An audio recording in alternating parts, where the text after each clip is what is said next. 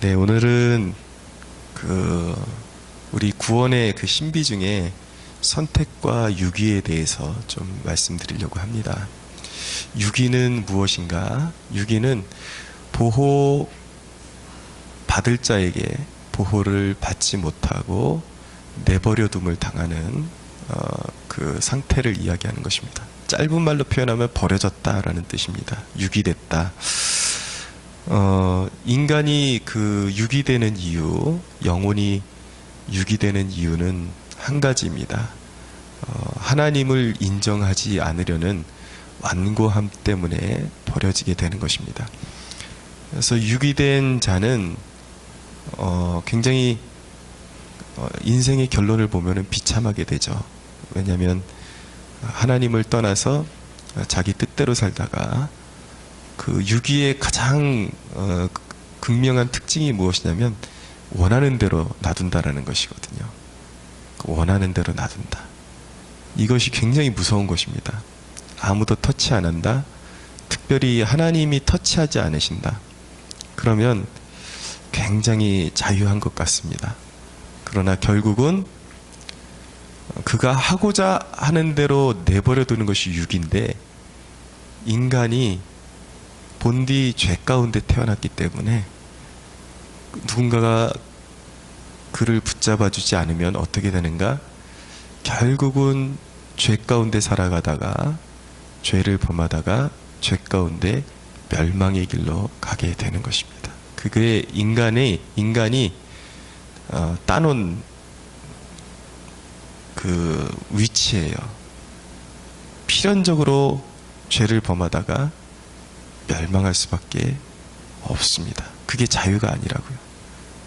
그래서 한평생 사단이 소유권을 주장하죠. 이게 얼마나 불행입니까? 자기가 자유하다고 생각했는데 알고 보니까 소유주가 있는 거예요. 사탄이 소유하고 그대로 사탄이 유혹하는 대로 내버려 이제 그렇게 살아가다가 방치됐다가 멸망하게 되는 것이죠. 그 인간이 방치되게 되면 얼마나 그 정신세계가 황폐해지게 되는지, 우리가 복음서를 보면은 이제 귀신 들린 자들의 그런 그 기사들이 나오는데, 자기가 없습니다. 하나님이 하나님의 형상으로 지으셨는데 그 죄에 오염된 상태로 태어나가지고 타락한 상태로 태어나고, 사단이 주는 생각, 그 사단과 그 연합된 자기 육신의 생각대로 살면 반드시 사단이 역사하게 되어 있습니다.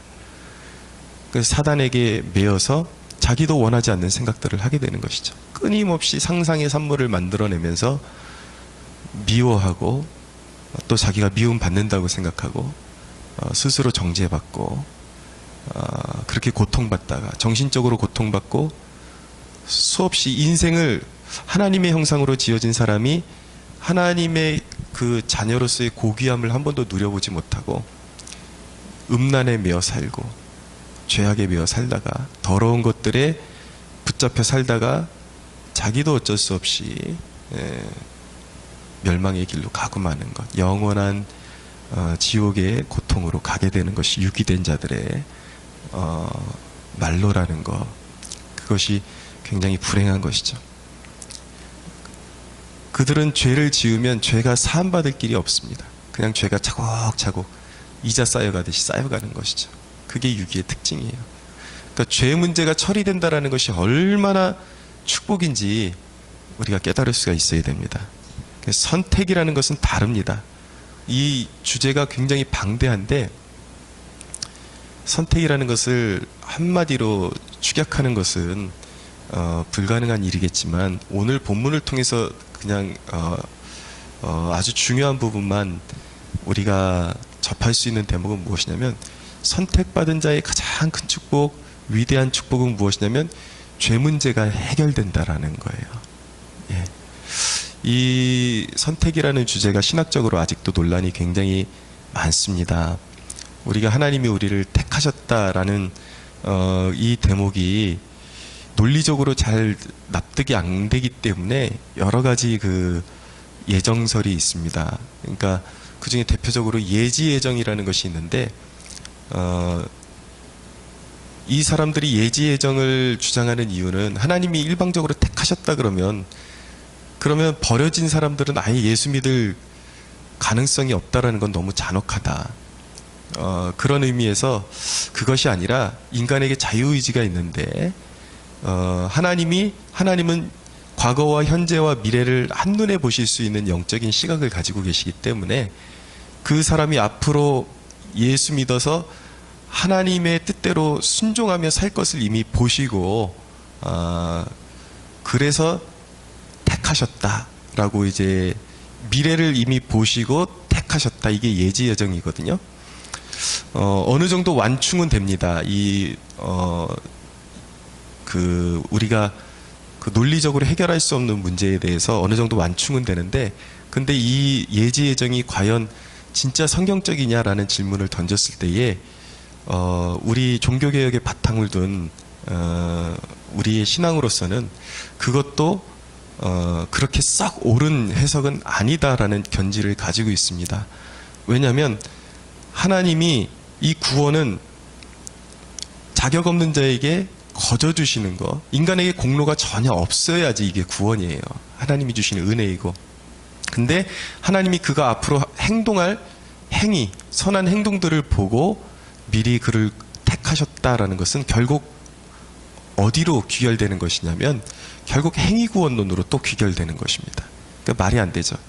그리고 예지예정의 그 아주 그 치명적인 단점은 무엇이냐면, 우리 인간이 구원받는 상태가 사실은 하나님을 인지할 수 없는 영적으로 죽어있는 상태에서 구원받는 것이거든요. 근데 그가 자발적으로 그것을 인식하고 자기가 하나님을 위해서 그런 어떤 선을 행하고 이런 삶을 살 수 있다라는 것은 인간 자체가, 영혼 자체가 죽어 있다라는 것을 거부하는 그런 이제 논리적인 모순에 이제 봉착하게 되는 것입니다. 그래서 사실은 선택, 이 택함, 예정이라는 것은 사실은 논리의 문제가 아니라 이것은 삼위일체와 같은 인간의 논리 밖에 있는 범주고, 이것은 어느 때 사용하는 용어냐면, 이것은 당신은 선택받았다, 당신은 유기받았다, 눈에 보이는 걸 가지고 판단하는 주제가 아니라, 구원받은 사람이 구원받고 보니까 내가 구원받을 자격이 아무것도 없어요. 그리고 내가 먼저 예수님 믿겠다고 고백했던 것도 아니에요. 근데 누군가의 전도를 받았는데 주변에 있는 많은 사람들이 한평생 전도를 받아도 예수 안 믿고 그냥 죽는 사람들도 있는데, 내가 어느 순간 보니까 마음이 열려서 예수 믿게 됐단 말이에요. 그러니까 그것을 생각할 때 구원의 감격으로서 그 십자가를 바라볼 때에 가슴이 너무 뭉클해지고, 나같이 자격 없는 죄인이 어떻게 이 십자가의 은혜를 받을 수 있었는가라는 영적인 감격, 구원의 희열에서 고백하는 것이, 나는 멸망받을 수밖에 없었던 존재였는데 하나님이 나를 택해 주셨다라는 고백으로서, 신앙의 고백으로서 드려지는 것이 바로 택함받은 자녀라는 그런 신앙의 주제인 것입니다. 이것은 그러니까 은혜로운 거예요. 이건 논리의 문제가 아니라 이 구원의 감격을 누리는 자들이 전적으로 하나님의 은혜를 고백할 때 쓰는 신학적인 개념이 바로 택함받은 자녀라는 개념인 것입니다. 그리고 그렇게밖에 우리가 결론을 내릴 수가 없어요. 왜냐하면 저도 목사 가정에서 태어났지만, 목사님 가정에서 태어났지만 제 힘으로 구원에 이를 수 없다라는 것을 너무나도 제가 깊이 깨달았기 때문에, 자격 없는 저를 밖에서 방황하고 헤매이다가 그냥 어느 날 교통사고 나서 죽어도 아무 말, 누가 할 말 없고, 저 같은 경우는 옛날에 운동을 하고 체대를 나왔기 때문에 그냥 동료들하고 돌아다니면서 술 마시고 패싸움하고 그러다가 그냥 맞아 죽을 수도 있고 불구가 될 수도 있고, 그런데 하나님이 그런 죄 가운데서 나를 꺼내가지고 어떻게 하다 보니까 은혜로 그냥 나를 구원하신 것을, 그 죄 가운데서 나를 끌어내신 것을 경험했기 때문에 나에게는 0.01%의 자격도 없고 나의 공로가 없다라는 그런 결론이 나오는 것이죠. 그래서 개인적으로 성경을 읽을 때마다 택함받은 주의 백성이라는 이 말씀을 읽을 때마다 가슴이 뭉클뭉클해지는 거예요. 그건 논리의 문제가 아니에요. 은혜의 문제예요. 자격 없는 나를 구원하셨다. 근데 이 택함, 선택의 그 위대함은 어디 있는 거냐면 이 죄 문제, 인간이 죄를 질 수밖에 없거든요. 근데 유기된 자는 죄 가운데 멸망한다고요. 근데 선택받은 자는 죄의 문제를 하나님이 해결해 주십니다. 어떻게 하는가?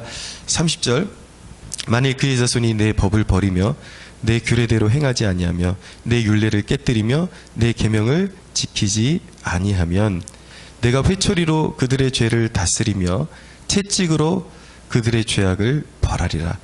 하나님의 선택받은 자녀들의 죄를 범하면 반드시 채찍이 있다라는 것입니다. 회초리를 드신다라는 거예요. 자녀 대하듯이.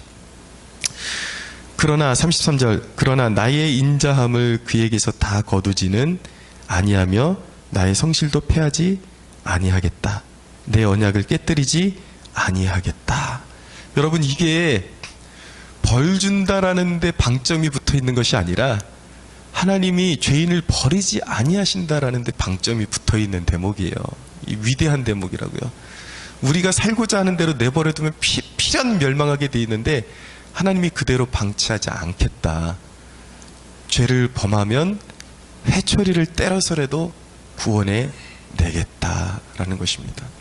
이게 얼마나 위대하고 가슴 뭉클하고 놀라운 대목인데, 사실은 내가 버림받지 않는다라는 이 대목이요, 사실은 죄 지을 당위성을 제공하는 것이 아니라, 내가 연약함 가운데 빠질지라도 버림받지 않는다라는 이것이 우리를 어디로 끌고 가는 것이냐면, 이제는 내가 지옥 갈까봐 두려움으로 하나님 앞에 순종하는 존재가 아니라 하나님이 나를 영원히 지켜주시기에 은혜로서 하나님의 기쁨이 되기 위해서 사는 존재, 내가 두려움 가운데 하나님 앞에 순종하는 존재가 아니라 나는 버림받지 않는다라는, 나는 아버지가 있어, 나를 위해 피 흘려주신 분이 있어, 나를 지켜주시는 분이 있어, 이 안정과 평안 가운데 순종할 수 있는 존재가 되었다라는 것이 핵심인 것입니다.